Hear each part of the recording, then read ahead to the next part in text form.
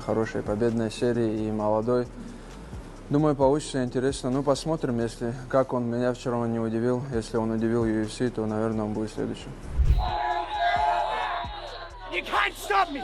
He couldn't take me down. And Islam, he came to your camp and he couldn't do it. So try to do it yourself. Bring that belt, bring that record, and I will see you wherever you want, my friend. All the best. You know, these guys have a style that needs to be figured out.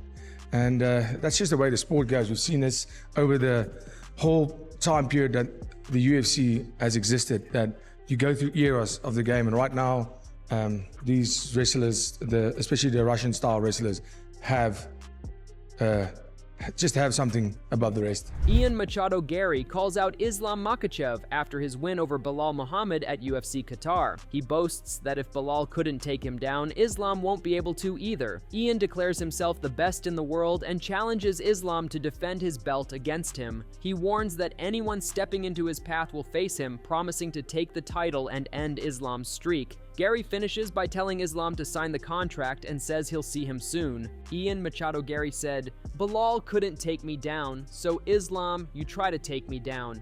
I'm telling you now, I'm the best in the world, and you have a duty to defend that belt against the best welterweight on the planet, and you're looking at him. It's Ian Machado Garry. You come into my division, then you show up wherever you want in the world, and I'll be there, and I'm taking that throne from you, and I'm ending that continuous streak. You're done. Nobody is getting in the way of me and my future and me and my dreams, so sign the contract, and I will see you soon." Islam Makhachev also reacts to Ian Garry's win over Belal Muhammad, saying Garry's performance didn't surprise him. He acknowledges Garry as a talented young fighter with a strong win streak and calls the matchup interesting. Islam adds that while Garry may have surprised the UFC, he is ready for what comes next.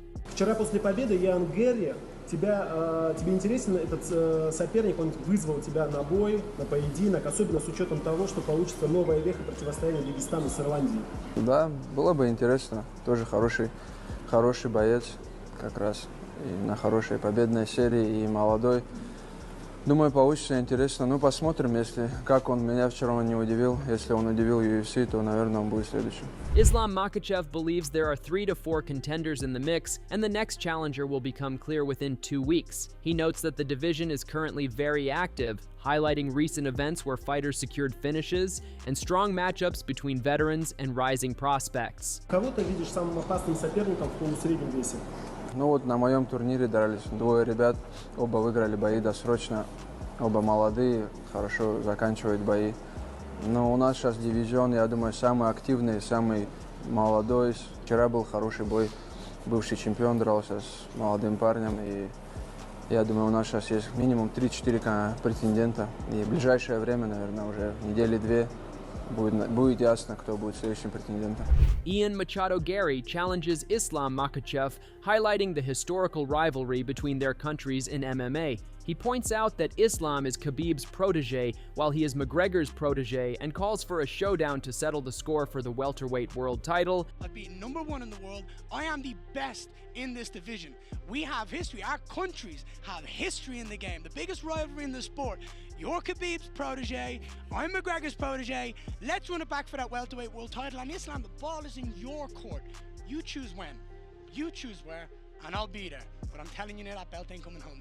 Ian Machado Garry even shares that he plans to train with Ilia Topuria to prepare for Islam Makhachev. He frames it as linking up with his friends in Georgia to counter the success of Russian and Dagestani fighters, and expresses strong confidence that he can stop Islam and take the welterweight spotlight. I have already spoke to Ilia. I have already spoke to the guys at WOW. I would absolutely love to go back to Madrid, and I would love to look. Hey, when we speak about Georgia, Ilia, he can help me out a lot. You know what I mean? With my friends in Russia, or my friends in Georgia over here, we're going to stop the Russians from having their success. We're going to stop the Dagestanis from having that success, and we're going to shut him down, and we're going to take his head clean off his shoulders. On the other hand, Ian Garry and Khamzat Chimaev had an altercation backstage after Arman's win at UFC Qatar. Everything seemed fine as Garry was congratulating, but things got heated after Khamzat pushed Ian Garry and dropped some verbal bombs. Good job, man. Good job tonight. Ready to go? No, I'm on armor. No, he's not going to fight me. He's good. He's a champion. Don't worry. What's wrong? Whoa. Come on, relax, boys. Relax. What dude, that's just childish. You're meant to be a champion in this sport. Look at me. You're meant to be a champion in this sport. Your friend just won. Don't ruin his victory. Our man, congratulations.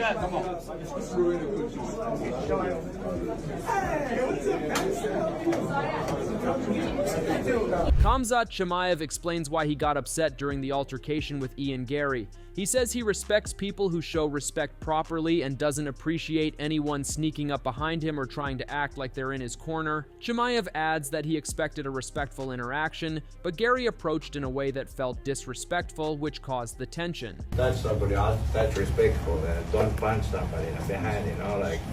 He punched you in the back? Yeah, like they punching, like slapping my back, I have to respect. If you want to show respect, respectful, touch somebody. That's why I said, tell him to touch somebody, respect. That's it. He came like there to make some hacks for him, that guy. Trying to be corner, but never gonna be corner. He said, he won't beat, I don't know what.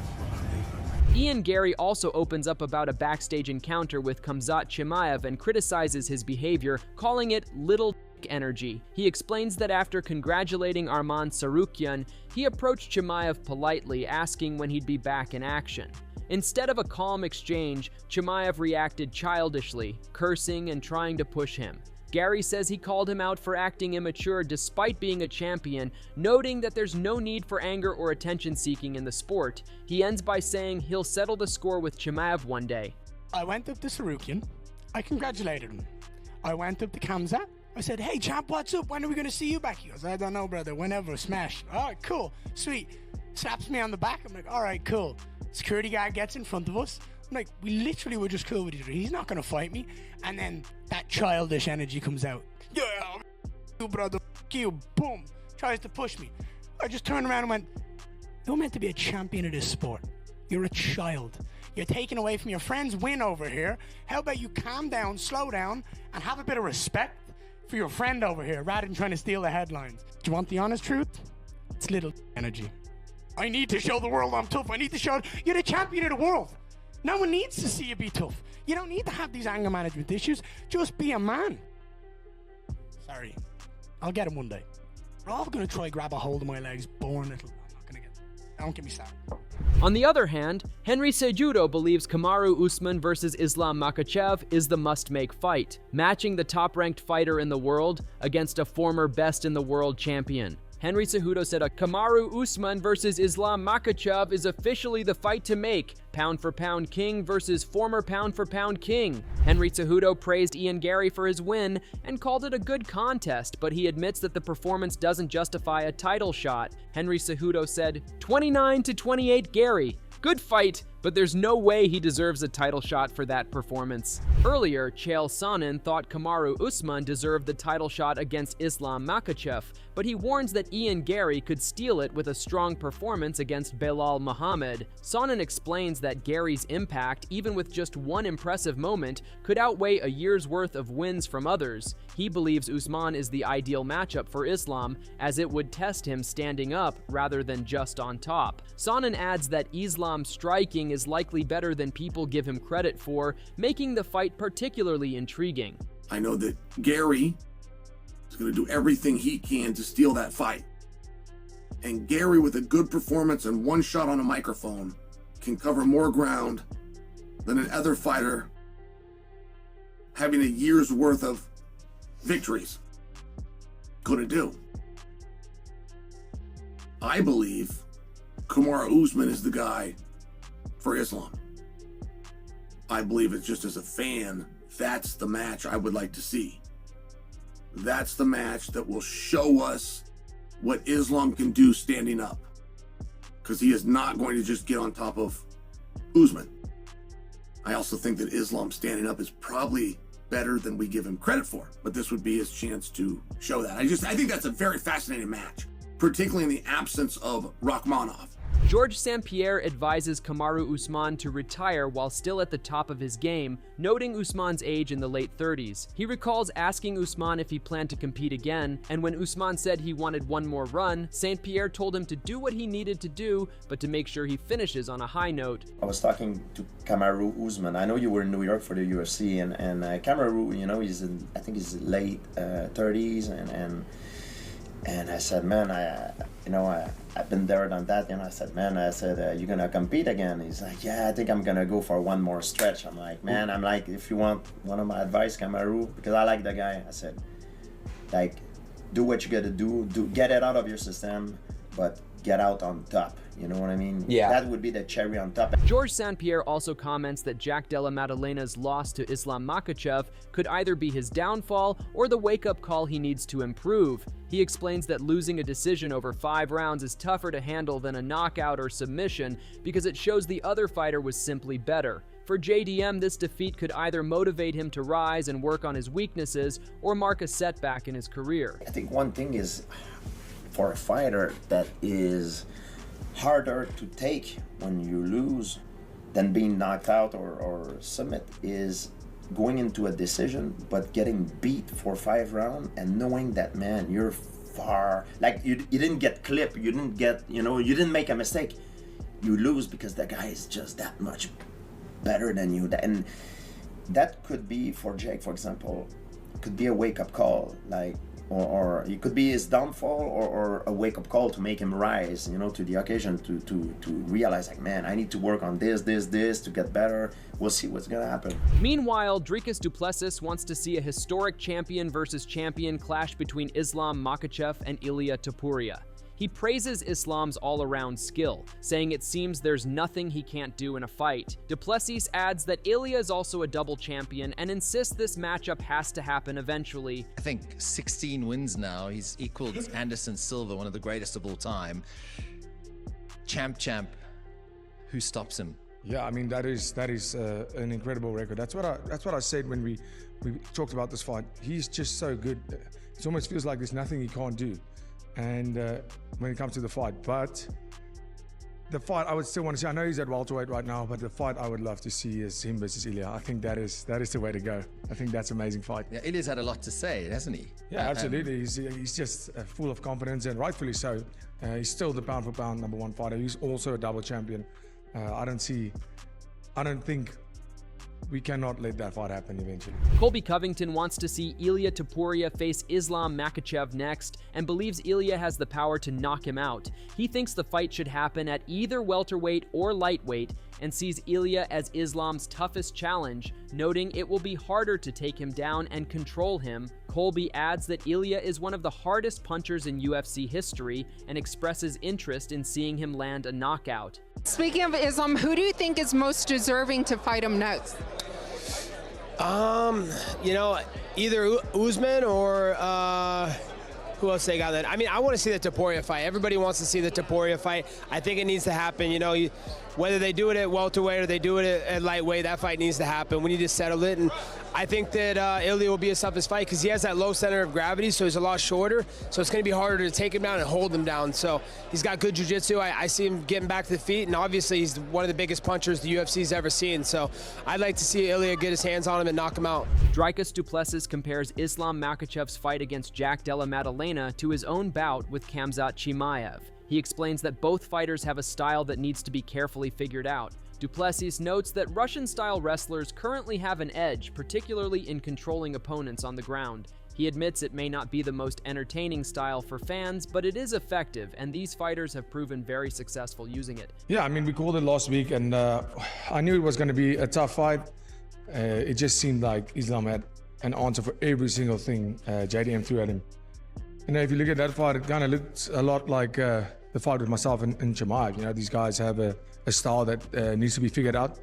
And that's just the way the sport goes. We've seen this over the whole time period that the UFC has existed, that you go through eras of the game. And right now, these wrestlers, especially the Russian-style wrestlers, just have something above the rest when it comes to the wrestling and being able to control the guy on the floor. Definitely not, you know, the entertainment that people necessarily want to see, But if that's how they want to win and that's how they win, then that's the way to do it. And I mean, they've proven very successful in that.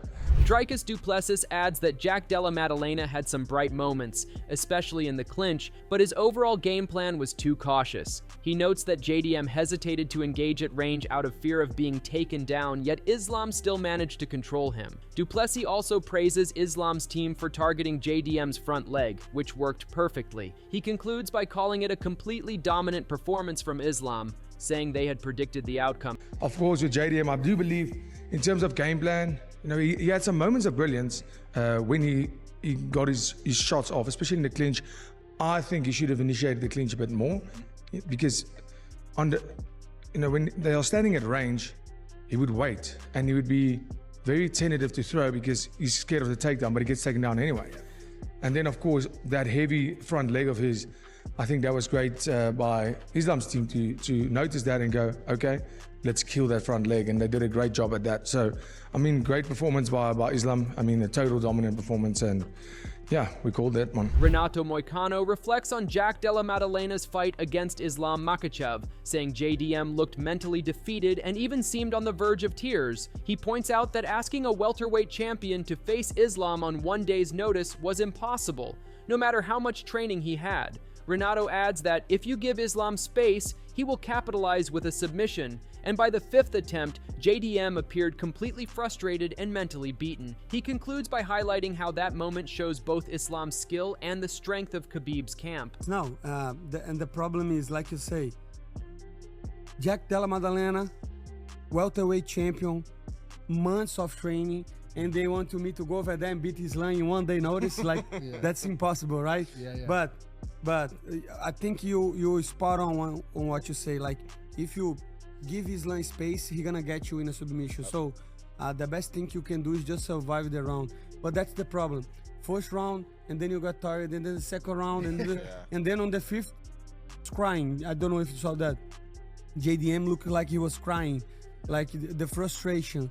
Just defeated mentally. Yeah, defeated mentally, and man, that shows how good Islam is and how good Khabib's camp is. You know. Yeah, it's crazy. Double champ, brother. Moreover, Bilal Muhammad considers Islam Makhachev to be officially among MMA's all-time greats. He says Islam is carrying on Khabib Nurmagomedov's legacy, proving that he can dominate just as Khabib did. Bilal adds that Islam is so skilled, there's no reason to criticize him, and he deserves full credit for consistently beating everyone in his path, making him one of the best fighters the sport has ever seen. You know, Islam, he ties Anderson for the longest winning streak. He's the 11th double champ. I mean, he's right now in the greatest of all time discussion, right?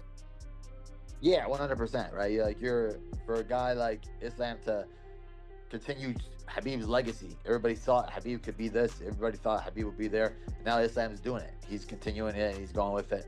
He's so good. He's a good human being. So you can't be mad at it. You have to give him his props. He's been dominating everyone recently. And yeah, I think he's definitely one of the best to ever do it. So that's all we have from today's video, and hopefully you enjoyed it. Share your thoughts on this fight in the comment section. And don't forget to like and subscribe to our channel for more interesting videos.